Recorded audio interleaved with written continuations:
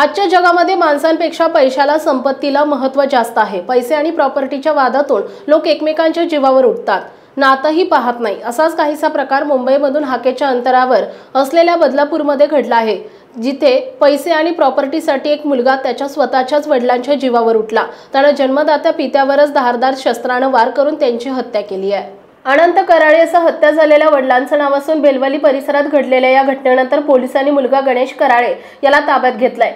या भयानक हत्याकांडामुळे सध्या बदलापूरमध्ये मात्र प्रचंड खळबळ माजली आहे। पोलिसांकडून मिळालेल्या प्राथमिक माहितीनुसार बदलापूरच्या बेलवली परिसरात अनंत कराळे यांचा गाळा असून तो खान कॅटरर्स यांना भाड्याने दिला आहे। या गाळ्यात अनंत कराळे आणि त्यांचा मुलगा गणेश कराळे हे बुधवारी सकाळी 7:30च्या सुमारास आले होते। त्यानंतर भाडेकरूंना दुकानाच्या बाहेर काढून ते दुकानाच्या मागच्या बाजूला गप्पा मारण्यासाठी गेले। मात्र गप्पा मारता मारता त्यांच्यात अचानक वाद झाले आणि रागाच्या भरात मुलानं गणेशनं त्याच्या वडिलांच्या पोटावर धारदार शस्त्राने वार केले। या हल्ल्यात गंभीर जखमी झालेल्या अनंत कराळे यांचा दुर्दैवी मृत्यू झालाय।